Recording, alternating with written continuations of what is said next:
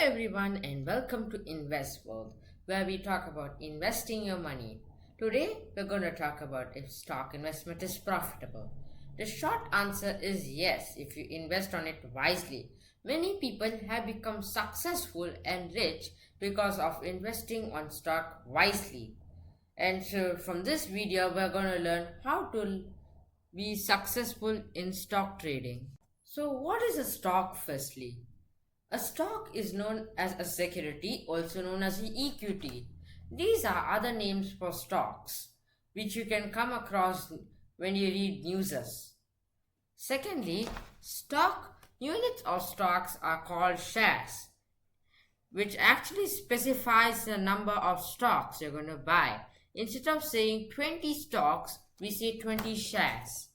Thirdly, a stock represents a fraction of a company's ownership if owned by a person, meaning the person actually is part of the company and he gets to vote for the company's CEO and he gets privileges such as dividends, which means the company gives him money, free money for appreciating him for keeping the company's stock. And stocks are bought and sold mainly on the stock exchange, though there can be private sales.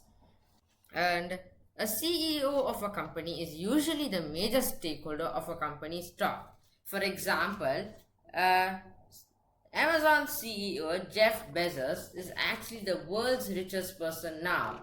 The reason behind this is because he owns 11% of Amazon's stake, meaning that he is actually the main shareholder of Amazon. And since Amazon's stock price rose by 70%, Jeff Bezos' net worth also rose by 70%, and so he's the world's richest person now. Now I will show you why people buy stocks. It's not because people want to gain ownership over a company, rather than they want to profit from the company. As you can see here, Apple's stock has actually grown more than 400%. If you had invested 4,000 on 2016, 8th of Jan, now you would have 20,000 US dollars, meaning you have a 16,000 US dollars profit. And so that's why people mainly buy stocks. Now, let me tell you facts about stocks. The stock market got the name bear and bull. Bear represents the stock market going down, while bull represents the stock market going up. Secondly, the Bombay Stock Exchange, or the BSE Stock Exchange, is the oldest stock exchange in Asia and is the only boss with the highest number of listed companies in the world, which is 5,000 companies. The oldest stock exchange in the world is the Amsterdam Stock Exchange, where the Dutch East Indian Company and the British East Indian Company listed their stocks in. The most expensive stock in the world is the Berkshire Hathaway Inc. Class A stock, trading at more than US $330,000. The company is owned by Warren Buffett, who is a successful investor. A company may decide to split stock over time if it feels its share price has increased too much and becomes too expensive for investors to buy. There's an example where Apple split its stock in the ratio 4:1, which means if we had one stock, it would become 4. Which means the stock price also decreased and the stock price was actually cut by 4, which means it became 1 in 4 parts. Since the stock was trading at $500, each stock became $125 when it split. And similarly, a company might decide to merge its stock if it thinks its stocks are too cheap and are in demand to be bought by investors. This is usually the case when the company's stock is actually falling down really rapidly and is about to go bankrupt if it doesn't do this. This way, it will attract investors, signaling that the stock might not crash and it might actually do well in the future. And finally, many people who have invested on stock wisely have become billionaires, such as Warren Buffett, who is actually a successful investor.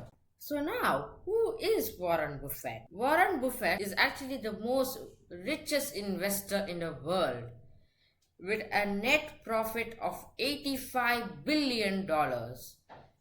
He actually started investing at the age of 11 and owns the highest stake in Apple, which means he owns the most stocks in Apple. Amazing facts about him is that he is actually a role model to many others and actually has inspired many to invest on stocks from a young age. And he's a philanthropist, which means he's a generous donator, and he has pledged to donate more than half of his wealth in his lifetime or after he dies. And that's why he's a role model to many others. So now I've told you about stocks and facts about it, but how do you invest on it specifically? So first, we open a brokerage account with a bank or any financial institution which offers stock brokerage for buying and selling stock. The lesser the amount charged by the bank or financial institution, the more you can maximize your profit. Then, research on the stocks you want to buy. There are many stocks in the world, which can be low as 0.01 US dollar all the way to as high as 330,000 US dollars. But you have to research on which stock you want to buy. And I'll tell you tips later on when I continue on with this video. And you have to decide the number of shares you want to buy once you decided on the stock you want to buy.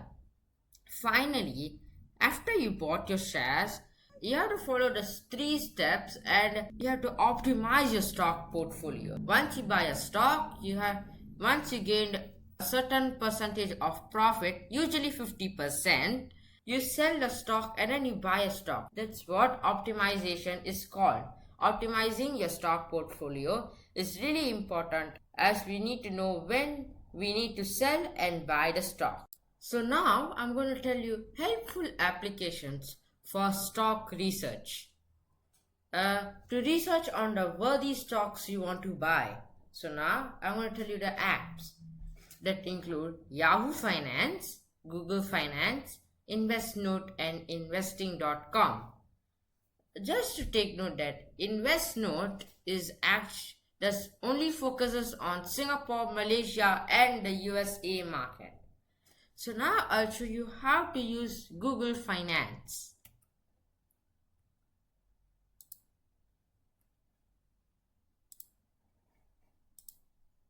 So as you can see, we want to compare a stock with Apple to see if this stock is a worthy stock, or we want to know more information about this stock.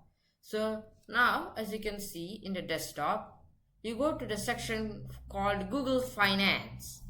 You click that section and it will tell you overview on the market, overview of the stock from market cap all the way to how high the stock went and how low the stock went in the past 52 weeks.